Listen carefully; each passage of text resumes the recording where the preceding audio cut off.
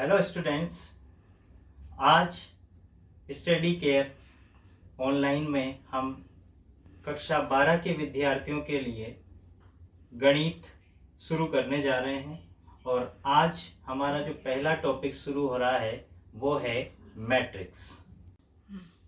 तो आज अपन पढ़ने जा रहे हैं मैट्रिक्स। तो सबसे पहले अपन बात करते हैं कि मैट्रिक्स की परिभाषा क्या है, मैट्रिक्स किसे कहते हैं। तो मैट्रिक्स जो है, मैट्रिक्स होती है संख्याओं अथवा फलनों को अगर आयताकार क्रमित व्यवस्था में जमा दिया जाए तो उसे अपन कहते हैं मैट्रिक्स। तो परिभाषा होगी संख्याओं अथवा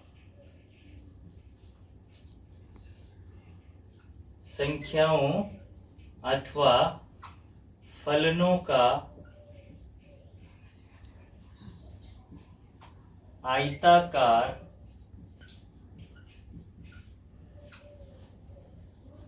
क्रमित विन्यास,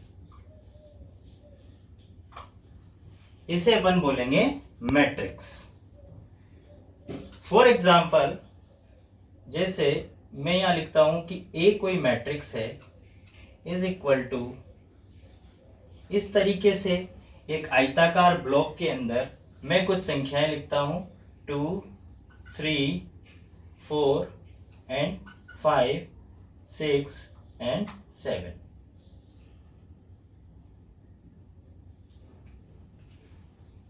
तो ये कहलाएगी मैट्रिक्स, यानी यहां पर ये जो ए है इसे कहेंगे मैट्रिक्स, क्योंकि ये जो संख्याएं हैं 2, 3, 4, 5, 6 और 7, इन सबको अपन ने एक आयताकार क्रमित विन्यास के अंदर लिख दिया, इसलिए इसे कहेंगे मैट्रिक्स। अब बात करते हैं मैट्रिक्स में पंक्ति और कॉलम की। तो अगर अपन क्षैतिज चलें इस तरीके से, तो ये है मान लो R1, ये है R2 और ये है R3।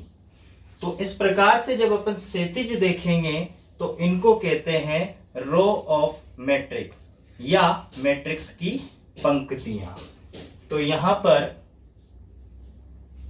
Rows of matrix A is equal to कितना है 3, बिकॉज कितनी रो हुई R1, R2, R3। Rows of matrix A is equal to 3 कैसे पहचाना अपन ने, क्षैतिज पंक्तियां देखी R1, R2, R3। जब अपन ऐसे देख रहे हैं तो इसमें 3 पंक्तियां हैं, यानी कि मैट्रिक्स ए में अगर रोज की संख्या पूछे तो आप बताओगे 3। सिमिलरली अगर कॉलम पूछे जाएं, columns of matrix A is equal to, तो कॉलम जो है वो कैसे देखेंगे, कॉलम के लिए अपने को जाना पड़ेगा वर्टिकल।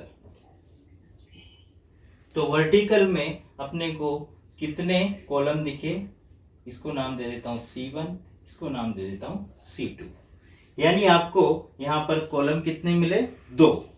तो column of matrix A is equal to 2। तो ये बात हुई मैट्रिक्स के अंदर रोज और कॉलम की। सेकेंड थिंग जो मैट्रिक्स में आती है वो आती है एलिमेंट्स ऑफ मैट्रिक्स। इसको बोलते हैं मैट्रिक्स के अवयव। हिंदी में अगर इसको बोले तो बोलेंगे मैट्रिक्स के या अवयव के अवयव, मैट्रिक्स के अवयव। तो एलिमेंट्स ऑफ मैट्रिक्स क्या होते हैं, मैट्रिक्स के अंदर जो संख्याएं अथवा जो फलन लिखे हुए हैं वही कहलाते हैं एलिमेंट्स ऑफ मैट्रिक्स। तो यहां पर जो एलिमेंट्स है मैट्रिक्स ए के वो होंगे आपके कितने एलिमेंट्स, अगर आपसे पूछे जाए elements of matrix A, number of elements कह सकते हो आप, number of elements of matrix A is equal to कितने हैं आप काउंट करके लिख सकते हो 1 2 3 4 5 और 6। तो यहां पर एलिमेंट्स है 6। तो एलिमेंट्स किसको बोलेंगे, ये जो अंदर लिखे हुए हैं संख्याएं यही कहलाते हैं मैट्रिक्स के अवयव या एलिमेंट्स ऑफ मैट्रिक्स। तो इनको कहेंगे अपन एलिमेंट्स ऑफ मैट्रिक्स। अब क्वेश्चन कई बार ऐसा आता है कि आपको मैट्रिक्स का ऑर्डर दे दिया जाए और आपसे पूछे एलिमेंट्स कितने होंगे। तो अब अगला जो अपना टॉपिक होगा वो होगा ऑर्डर ऑफ मैट्रिक्स। तो किसी भी मैट्रिक्स का ऑर्डर कैसे निकालते हैं तो देखते हैं अपन order of matrix. Order of matrix या इसको हिंदी में कहते हैं आव्यूह की कोटि। अब ऑर्डर क्या होता है, ऑर्डर होता है रोज और कॉलम दोनों की संख्या क्या है उसको लिख देते हैं इस आयताकार ब्लॉक के राइट हैंड साइड पे नीचे की तरफ, उसी को कहते हैं ऑर्डर ऑफ मैट्रिक्स। जैसे यहां पर पहले क्या लिखते हैं, पहले लिखते हैं नंबर ऑफ रोज, फिर इनटू करके लिखते हैं नंबर ऑफ कॉलम्स। तो यहां पर अगर इस मैट्रिक्स की बात करें, आपसे पूछा जाए कि इस ए मैट्रिक्स का ऑर्डर क्या होगा या इस ए आव्यूह की कोटि क्या होगी, तो आव्यूह ए की कोटि अगर आपसे पूछे तो आप क्या लिखोगे, आप लिखोगे number of rose into number of columns. Number of रोज है 3, नंबर ऑफ कॉलम्स है 2, तो आव्यूह ए की जो कोटि होगी वो होगी 3 इंटू 2। और इसको लिखा जाता है किसी भी मैट्रिक्स के आयताकार ब्लॉक के राइट हैंड साइड पे 3 इंटू 2। तो अगर किसी आव्यूह में या किसी मैट्रिक्स में नंबर ऑफ रोज m है और नंबर ऑफ कॉलम्स n है तो उसकी जो कोटि होगी या उसका जो ऑर्डर होगा वो होगा m इंटू n। कहने का मतलब कि यदि किसी मैट्रिक्स में नंबर ऑफ रोज m तथा नंबर ऑफ कॉलम्स n है तो ऑर्डर ऑफ मैट्रिक्स होगा m इंटू n। तो अपन ने क्या पढ़ा, सबसे पहले पढ़ा परिभाषा कि मैट्रिक्स की का आयताकार क्रमित विन्यास, यानी नंबर्स या फंक्शंस को अगर किसी आयताकार ब्लॉक के अंदर लिख दिया गया है तो वो बन जाती है मैट्रिक्स। दूसरी चीज अपन ने देखी कि मैट्रिक्स के अंदर क्या क्या होते हैं, रोज, कॉलम्स और एलिमेंट्स, 3 चीज है मैट्रिक्स की। तो रोज ऑफ मैट्रिक्स कैसे पहचानेंगे, आप चलिए हॉरिजॉन्टल देखिए कितनी रो है, ऐसे गिन सकते हैं आप R1 R2 R3 for example. यहां पर देखा अपन ने कि 3 रोज है तो इस ए मैट्रिक्स की रोज हो गई 3। कॉलम देखने हैं तो आपको देखना पड़ेगा वर्टिकली, तो वर्टिकली आपने देखा तो आपको कॉलम मिले यहां पर कितने, 2। उसके बाद अपन ने बात करी ऑर्डर ऑफ मैट्रिक्स क्या होता है, तो ऑर्डर ऑफ मैट्रिक्स जो होता है उसे कहते हैं आव्यूह की कोटि। और इसको कैसे डिसाइड करते हैं, तो मैट्रिक्स के अंदर कितनी रोज है, उसके अंदर कितने कॉलम्स है, उन दोनों को इनटू करके आयताकार ब्लॉक के राइट हैंड साइड पे लिख दे, यही कहलाता है मैट्रिक्स का order. This is order of matrix. तो यहां पर ऑर्डर ऑफ मैट्रिक्स देखना है तो ऑर्डर ऑफ मैट्रिक्स क्या है, आव्यूह ए की कोटि, नंबर ऑफ रोज है 3, नंबर ऑफ कॉलम्स है 2, तो इस आव्यूह ए की कोटि हो जाएगी 3 इंटू 2। फिर बात करें कि एलिमेंट्स क्या होते हैं? तो जो संख्याएं और जो फलन आयताकार ब्लॉक के अंदर लिखे हुए हैं वही होते हैं मैट्रिक्स के अवयव। अब आपसे पूछा जाए कि किसी भी मैट्रिक्स में कितने नंबर ऑफ एलिमेंट्स होंगे, तो जो अवयव का ऑर्डर है उसको मल्टीप्लाई कर लो, वही क्या होंगे? Number of elements. जैसे यहां पर अवयव की कोटि है 3 इंटू 2, तो 3 इंटू 2 होगा 6, यानी कि इस मैट्रिक्स के अंदर नंबर ऑफ एलिमेंट्स होंगे 6। नेक्स्ट टॉपिक है address of matrix. Address of matrix.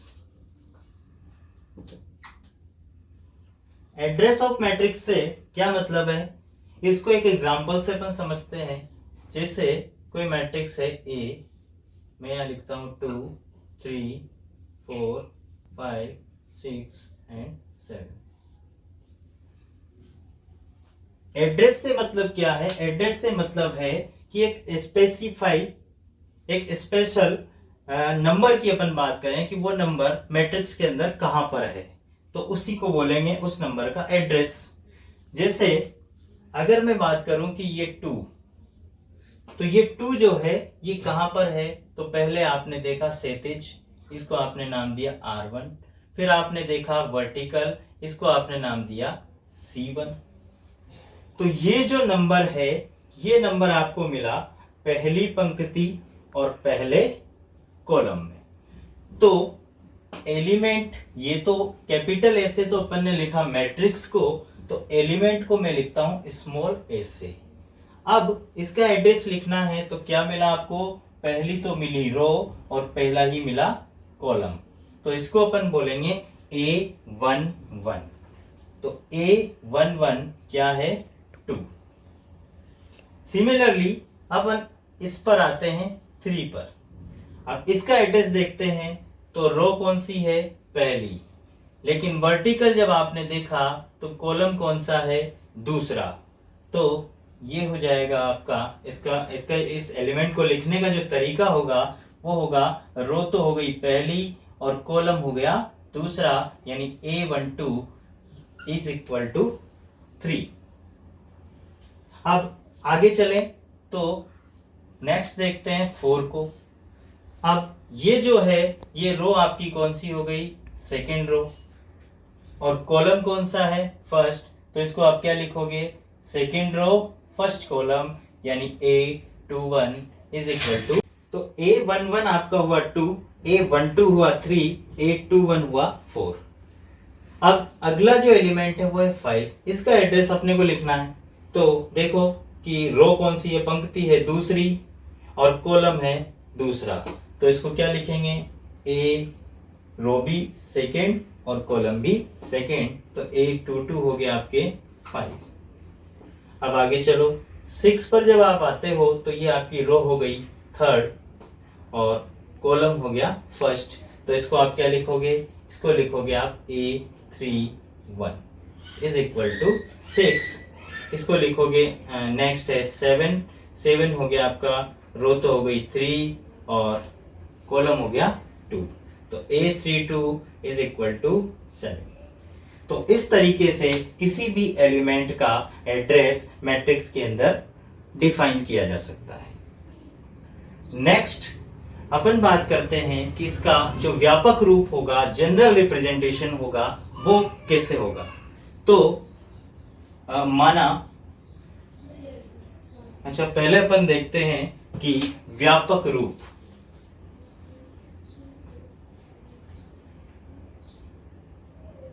इसी को अगर अपन जनरल बात करें, जनरल रिप्रेजेंटेशन की बात करें तो व्यापक रूप, तो व्यापक रूप के लिए अपन मानते हैं कि माना ए एक मैट्रिक्स है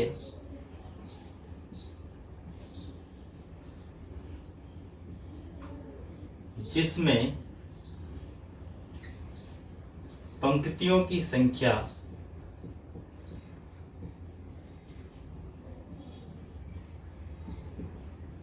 m व कॉलम की संख्या n है। तो इस मैट्रिक्स का जनरल रिप्रेजेंटेशन क्या होगा उसकी अपन बात कर लेते हैं। तो देखो, पंक्तियों की संख्या है m और कॉलम की संख्या है n। तो जो पहली पंक्ति होगी, पहली पंक्ति पहला कॉलम, तो एलिमेंट होगा A11। पहली पंक्ति दूसरा कॉलम, तो एलिमेंट होगा A12। पहली पंक्ति तीसरा कॉलम, तो एलिमेंट होगा A13। सिमिलरली जब अपन इसी तरीके से आगे जाएंगे तो पंक्ति तो आपकी पहली ही रहेगी और कॉलम कौन सा हो जाएगा, n वां।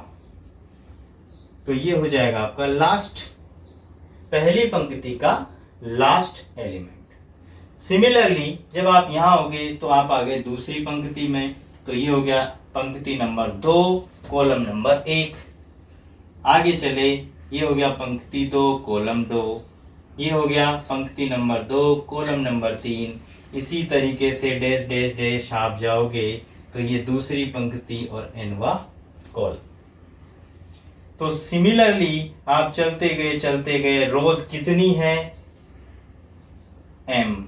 तो ये हो गई mv रो और कॉलम कौन सा है, पहला।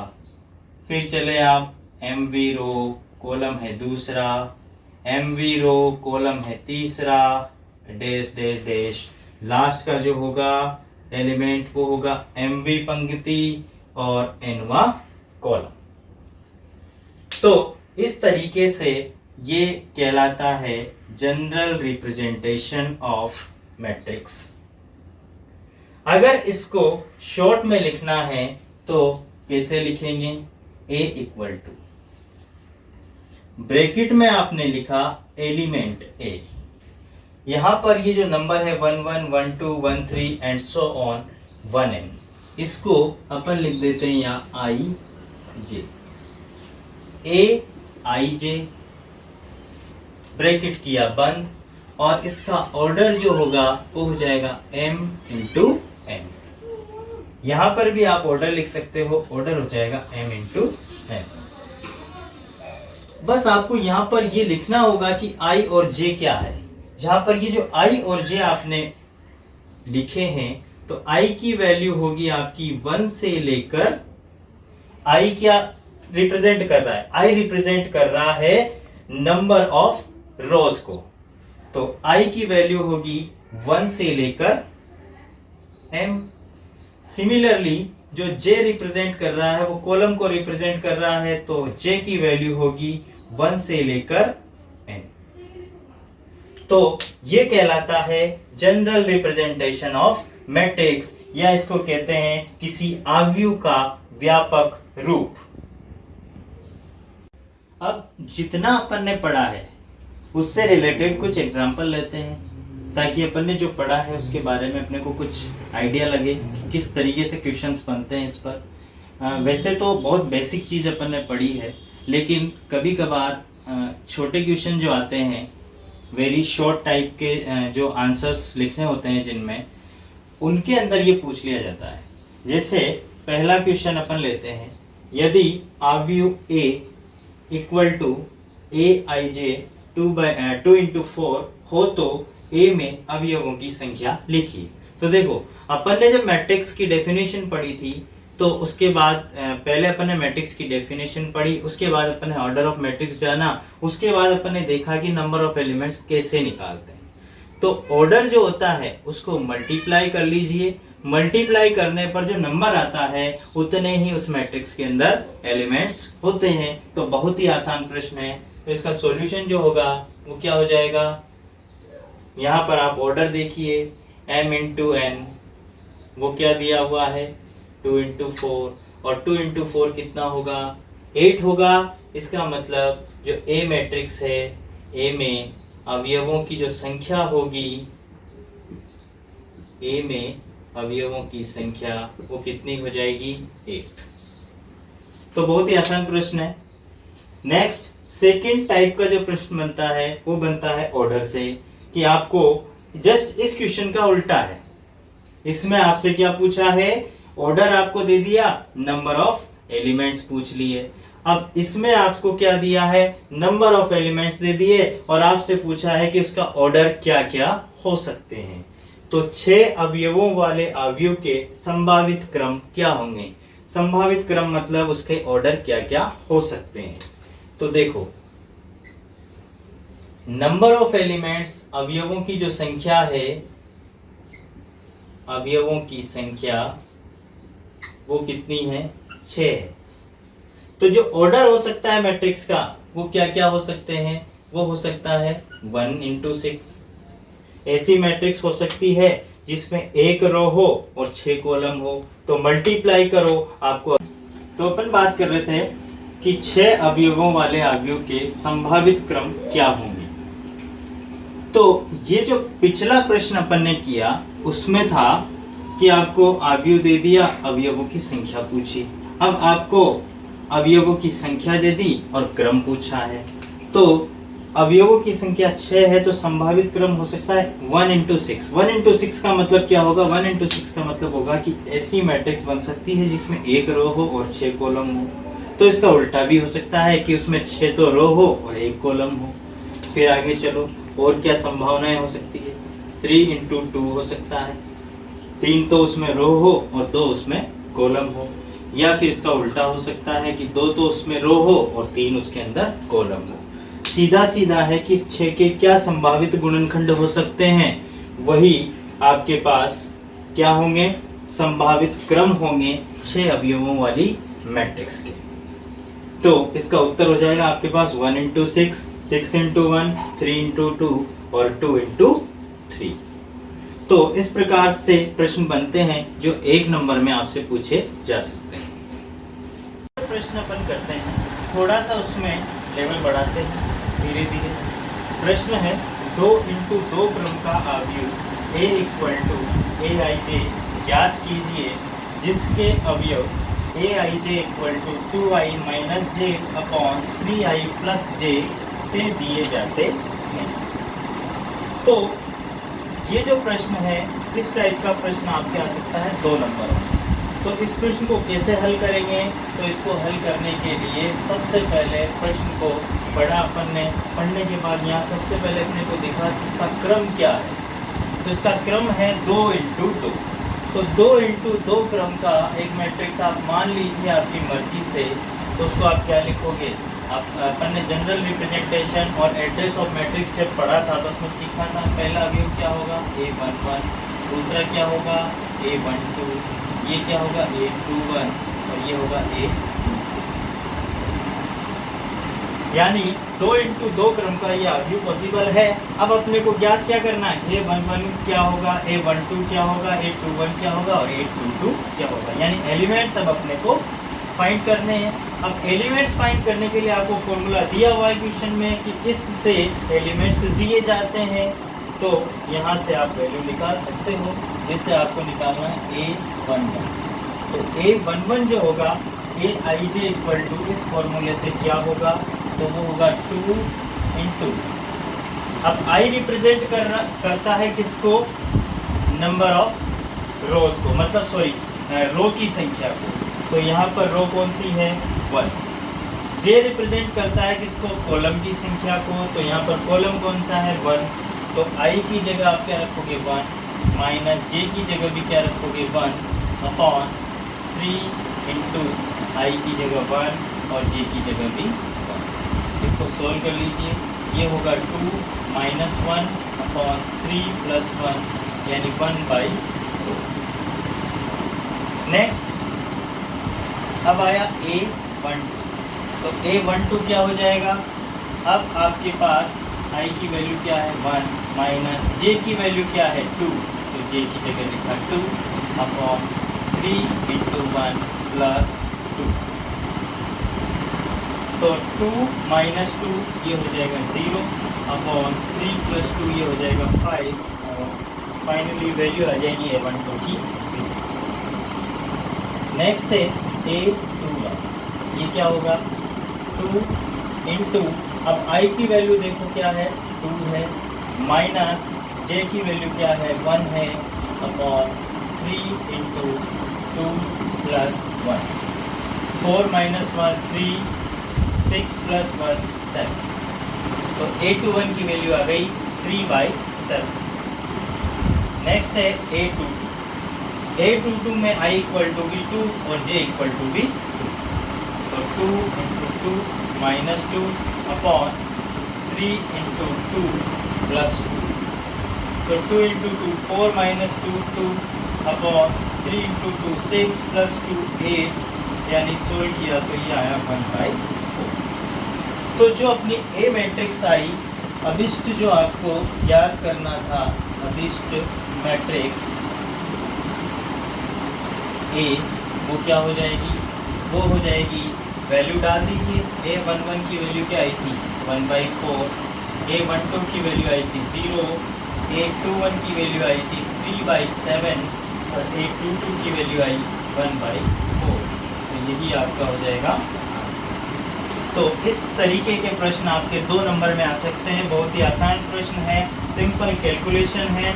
I और J की वैल्यू डालिए और आपको जो भी उसके संगत अवयव ज्ञात करना है उसकी वैल्यू आराम से करते हैं। अगला टॉपिक, और वो है types of matrix. Types of matrices या अवयवों के प्रकार।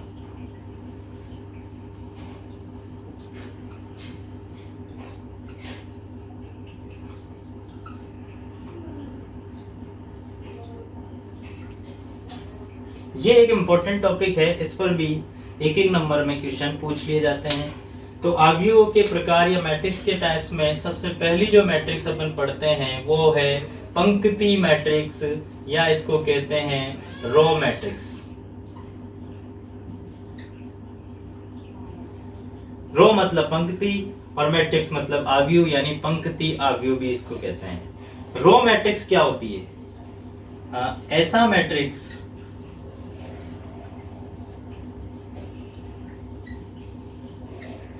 जिसमें नंबर ऑफ रोज 1 हो, रो मैट्रिक्स कहलाता है।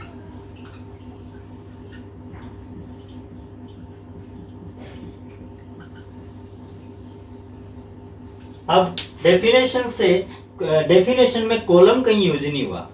इसका मतलब ये है कि फिक्स है कि नंबर ऑफ रो जो है वो 1 हो, लेकिन कॉलम कितने भी हो सकते हैं। कॉलम 1 2 3 अप टू n कुछ भी हो सकता है।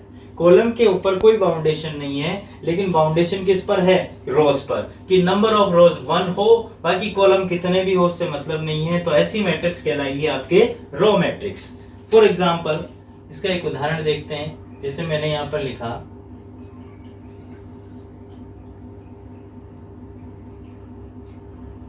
1 2 3 4, ये एक मैट्रिक्स लिखी। अब इस मैट्रिक्स में आपके पास कितनी रोज है? आप जब हॉरिजॉन्टली देखोगे तो केवल एक ही रो आपको दिखेगी। कॉलम 1 2 3 4, 4 कॉलम है। तो कॉलम 4 हो, 5 हो या n हो, उससे कोई मतलब नहीं है, लेकिन रो कितनी होनी चाहिए? केवल और केवल एक। तो ऐसी मैट्रिक्स कहलाएगी रो मैट्रिक्स। अगर इसका जनरल रिप्रेजेंटेशन देखें तो जनरल फॉर्म या जनरल रिप्रेजेंटेशन क्या होगा? जनरल रिप्रेजेंटेशन आपके पास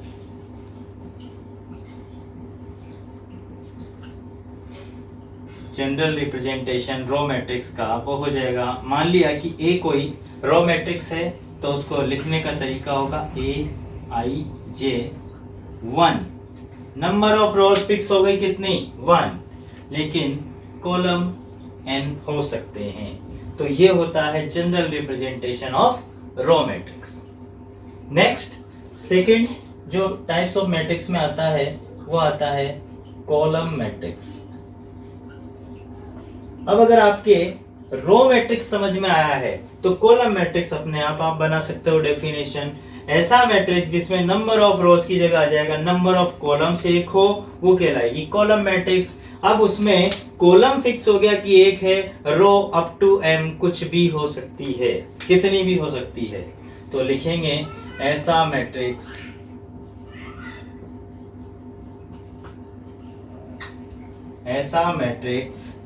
जिसमें नंबर ऑफ कॉलम्स एक हो, कॉलम मैट्रिक्स कहलाता है। फॉर एग्जाम्पल, इसका एग्जाम्पल लिखें तो इसी मैट्रिक्स को मैं ऐसे लिख दूं 1 2 3 और 4, तो ये क्या बन जाएगी? Column matrix.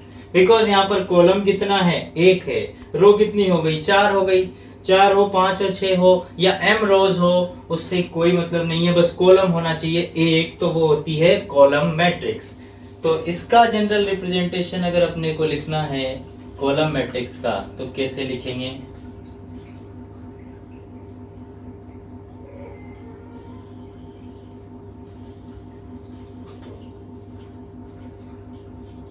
जनरल रिप्रेजेंटेशन जो होगा, मान लिया ए कोई मैट्रिक्स है जो कि कॉलम मैट्रिक्स है, तो उसको लिखने का तरीका होगा ए आई जे, और यहाँ पर रो m हो सकती है लेकिन कॉलम क्या होगा? 1।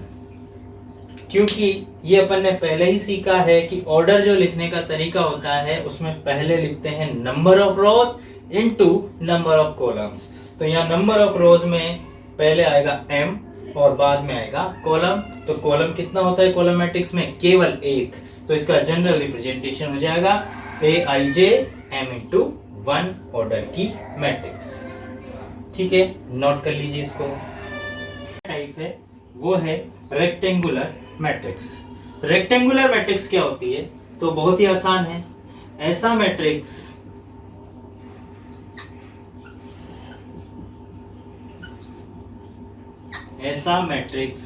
जिसमें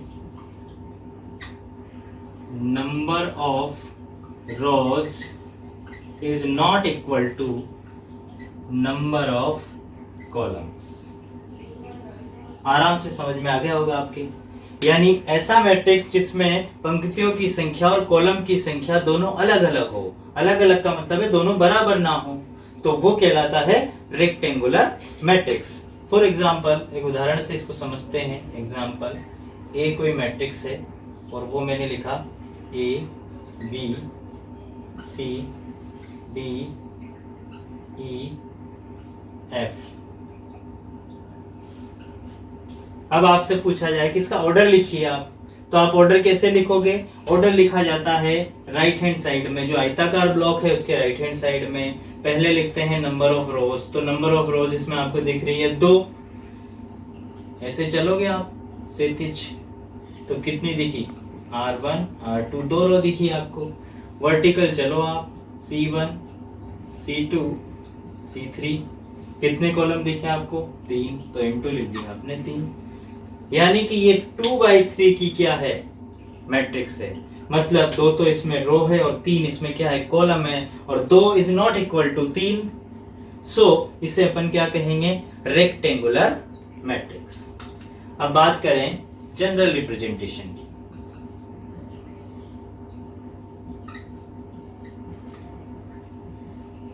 तो जनरल रिप्रेजेंटेशन रेक्टेंगुलर मैट्रिक्स का क्या होगा? ए कोई रेक्टेंगुलर मैट्रिक्स होगी ए आई जे, इसके एलिमेंट हैं m इंटू n। बस यही इसका क्या होगा? General representation. अब आप बोलोगे कि ये तो एक नॉर्मल मैट्रिक्स का भी जनरल रिप्रेजेंटेशन है। बिल्कुल है, लेकिन आप यहाँ पर एक कंडीशन जोड़ दो इसके लिए कि where m is not equal to n। अगर m n के इक्वल नहीं है तो ये मैट्रिक्स बन जाएगी रेक्टेंगुलर मैट्रिक्स।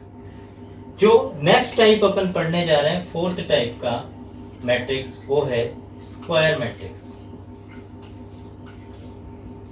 और जो स्क्वायर मैट्रिक्स होगा, अगर ये डेफिनेशन आपके समझ में आई है तो ये आराम से जस्ट इसका उल्टा हो जाएगा स्क्वायर मैट्रिक्स। उल्टा का मतलब यहां पर कंडीशन डाली थी कि m not equal to n, यहां पर कंडीशन डल जाएगी कि m is equal to n, तो वो बन जाएगी आपके स्क्वायर मैट्रिक्स। मतलब अगर आप डेफिनेशन लिखोगे तो क्या लिखोगे कि ऐसा मैट्रिक्स जिसमें number of rows is equal to number of columns. Number of rows और नंबर ऑफ कॉलम्स अगर किसी मैट्रिक्स में इक्वल है तो वो कहलाती है स्क्वायर मैट्रिक्स। एग्जांपल, एक मैट्रिक्स ए लिखी मैंने, वहां लिखा 1 2 3 4। अगर आप ऑर्डर लिखोगे तो ऑर्डर में लिखोगे 2 into 2, मतलब यहाँ पर m और n दोनों इक्वल है तो ये होगी क्या, स्क्वायर मैट्रिक्स। अगर जनरल रिप्रेजेंटेशन की बात करें कि इसका जनरल रिप्रेजेंटेशन क्या होगा, तो general representation A equal to Aij m into n। यहाँ पर एक कंडीशन डाल दीजिए where m is equal to n। अगर m और n बराबर है तो ये मैट्रिक्स कहलाता है स्क्वायर मैट्रिक्स। तो आज अपन ने बेसिक चीजें जानी मैट्रिक्स के बारे में, मैट्रिक्स क्या होती है, मैट्रिक्स के एलिमेंट्स क्या होते हैं, मैट्रिक्स का ऑर्डर कैसे लिखते हैं। उसके बाद अपन ने देखा कि टाइप्स ऑफ मैट्रिक्स में किस टाइप की मैट्रिक्स होती है। तो आज केवल अपन ने 4 टाइप की मैट्रिक्स डिस्कस की है। पहली रो मैट्रिक्स, जिसमें केवल एक पंक्ति हो, कॉलम कितने भी हो, वो मैट्रिक्स होगा रो मैट्रिक्स। कॉलम मैट्रिक्स, ऐसा मैट्रिक्स जिसमें कॉलम की संख्या 1 हो।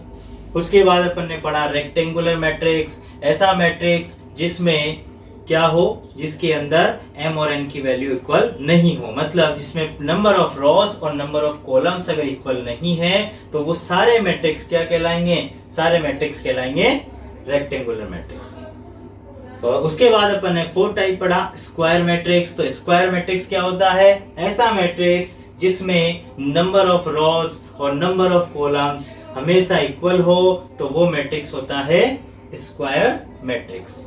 रेक्टेंगुलर मैट्रिक्स को हिंदी में आप कह सकते हो आयताकार आव्यूह, और स्क्वायर मैट्रिक्स को कह सकते हो वर्ग आव्यूह। ठीक है, तो आज के वीडियो में इतना ही। अगर आपको हमारा वीडियो अच्छा लगा हो तो प्लीज हमारे चैनल को सब्सक्राइब कीजिए और ज्यादा से ज्यादा लोगों में शेयर कीजिए। धन्यवाद।